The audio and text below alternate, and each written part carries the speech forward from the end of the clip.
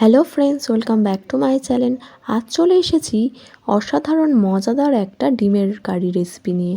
তো এই রেসিপিটা বানানোর জন্য আমি এখানে নিয়ে নিয়েছি আলু, আদা, রসুন, পেঁয়াজ, ধনেপাতা, টমেটো আর কাঁচা লঙ্কা। তো দেখুন এখানে আমি আলুগুলোকে ফ্রেঞ্চ ফ্রাইজের মতো করে কেটে নিয়েছি। খুব বেশি মোটা নয়, খুব পাতলাও নয়, ঠিক ফ্রেঞ্চ ফ্রাইজের মতো। তো চলুন এবার আমি মশলাগুলো বেটে নিই। তো এখানে আমি দেখুন আদা, রসুন আর শুকনো লঙ্কা শিলে পেস্ট করে নিচ্ছি। দেখুন আমার মশলাটা পেস্ট করা হয়ে গেছে। তো এটা এবার আমি একটা পাত্রে তুলে রাখছি।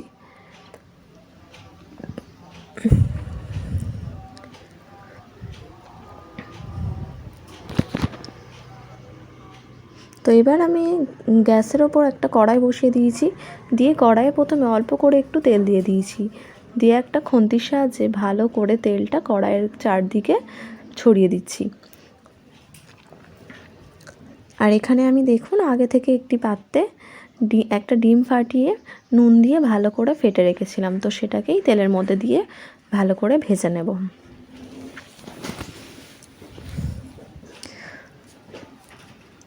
তো দেখুন আমি ডিমটা ভালো করে দু পিঠ উল্টে পাল্টে ভেজে নিচ্ছি।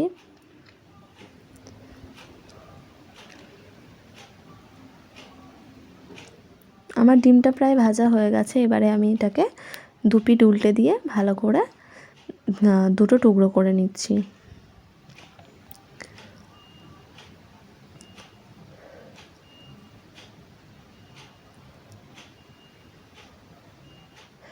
আবার আরেকটু তেল দিয়ে একইভাবে আরেকটা ডিমও ফাটিয়ে ভেজে নিচ্ছি।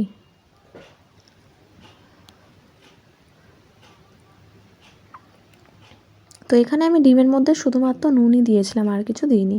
তো দেখুন আমার এই ডিমটাও আগের মতো ভাজা হয়ে গেছে। তো এটাকেও পিস করে নিচ্ছি।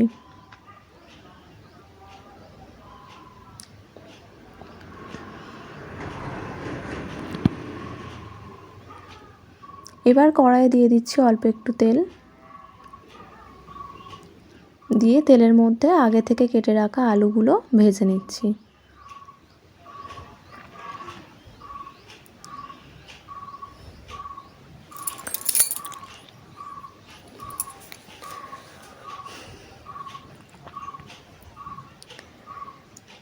এখানে আমি আলুর সাথে অল্প একটু নুন অ্যাড করে দিচ্ছি। দিয়ে ভালো করে নেড়েচেড়ে ভেজে নিচ্ছি।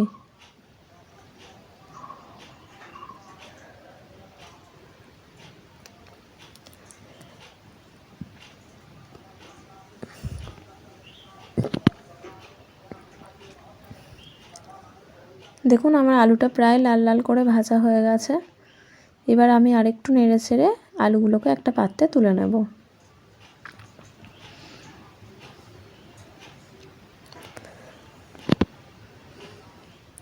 তো দেখুন আলুগুলোকে আমি একটা পাত্রে তুলে নিয়েছি। এবার ওই তেলেই ফোড়ন দিয়ে দিচ্ছি কাঁচা লঙ্কা, পেঁয়াজ কুচি আর টমেটো কুচি।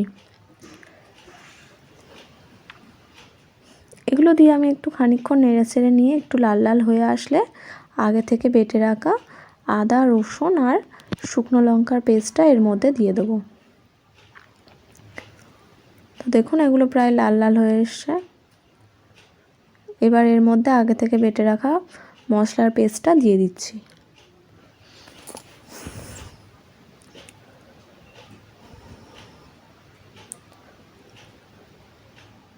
মশলাটা দিয়ে একটু নেড়ে ছেড়ে অল্প সামান্য জল দিয়ে দেব।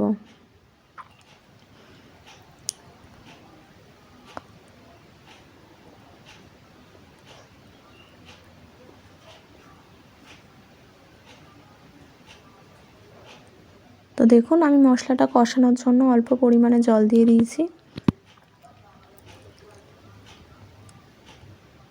দিয়ে একটু নেড়ে ছেড়ে নিয়ে এর মধ্যে একে একে মশলাগুলো দিয়ে দেব।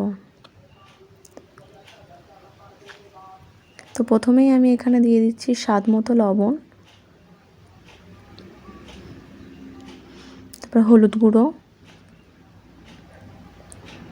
আর স্বাদ মতো লঙ্কার গুঁড়ো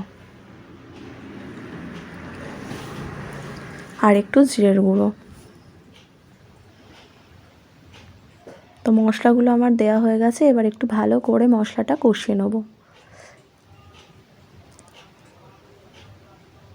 দেখুন আমার মশলাটা কষানো হয়ে গেছে, প্রায় তেল ছেড়ে দিয়েছে। এবার আমি আগে থেকে ভেজে রাখা আলুগুলোকে দিয়ে দিচ্ছি। আলুগুলো দিয়ে একটু ভালো করে নেড়ে ছেড়ে কষিয়ে নেব, যাতে মশলাগুলো পুরোটা আলুর গায়ে ভালোভাবে লেগে যায়। তারপর আমি এতে পরিমাণ মতো জল দিয়ে দিচ্ছি।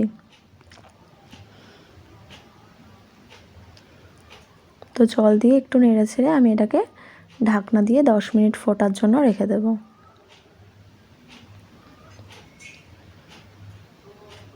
তো দেখুন 10 মিনিট পরে ঝোলটা ফুটতে শুরু করে দিয়েছে। এবার আমি এর মধ্যে দিয়ে দিচ্ছি আগে থেকে ভেজে রাখা ডিমগুলো আর ধনেপাতা কুচি। তো এগুলো দিয়ে আমি আর একটু চাপা দিয়ে রেখে দেবো। তো দেখুন আমার তরকারি রেডি। তো এবার আমি শেষে গরম মশলা ছড়িয়ে তরকারিটা নামিয়ে নেব। তো আপনারাও এইভাবে বানিয়ে দেখতে পারেন, অসাধারণ লাগবে। আর অবশ্যই খেয়ে জানাবেন যে কেমন লাগলো আমার রেসিপিটা। আর ভালো লাগলে অবশ্যই লাইক, কমেন্ট, শেয়ার করে দেবেন। আর এরকম ভিডিও পেতে আমার চ্যানেলটা অবশ্যই সাবস্ক্রাইব করে রাখবেন।